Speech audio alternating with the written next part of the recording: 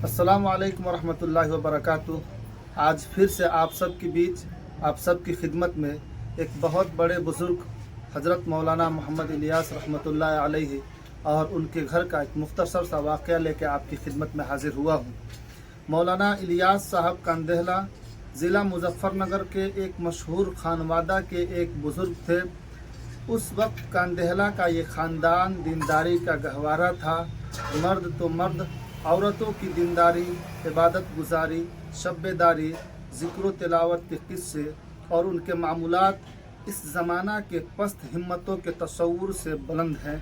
घर में बीबियां आम तौर पर नवाफिल में अपने अपने तौर पर कुरान मजीद पढ़ती थीं और अज़ीज़ मर्दों के पीछे तरावीह और नफल में सुनती थीं।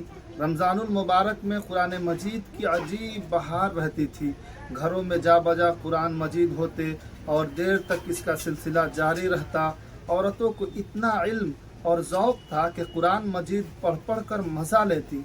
नमाज में ऐसी महवियत और इस्तिग़राक़ था कि बसा औक़ात बाज़ बीवियों को घर में पर्दा कराने और किसी हादसा वगैरह में लोगों के आने जाने तक का एहसास न होता।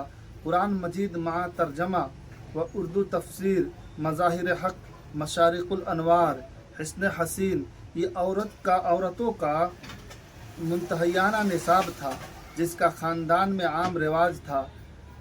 उस वक्त घर के बाहर और अंदर की मजलिसें और सोहबतें हज़रत सैयद साहब रहमतुल्लाह अलैहि और हज़रत शाह अब्दुल अज़ीज़ साहब रहमतुल्लाह अलैहि के ख़ानदान के किस्सों और चर्चों से गर्म थीं।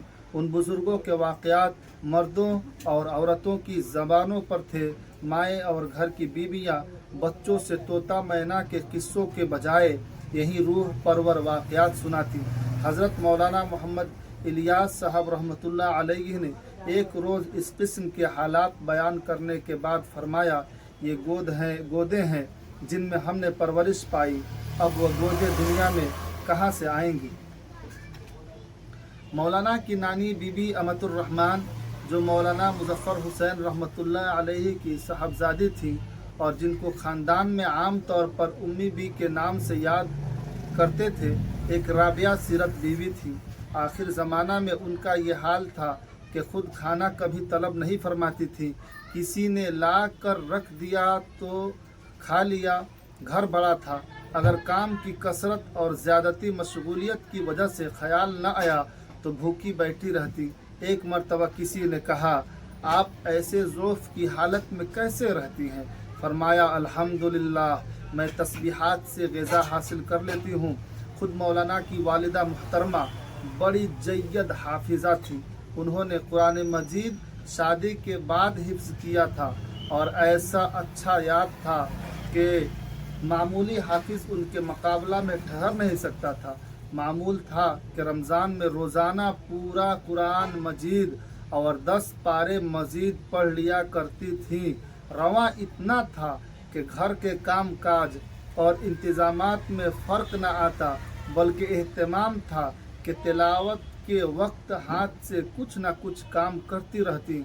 उन्हीं ईमान वाली बीवी के अमालो अखलाक और तर्ज़ ज़िंदगी का नतीजा था कि उनकी सोहबत, फैज़ और असर से हज़रत मौलाना मोहम्मद इलियास साहब जैसे बुज़ुर्ग हुए जिनसे मुसलमान उम्मत को बड़ा फ़ायदा पहुँचा।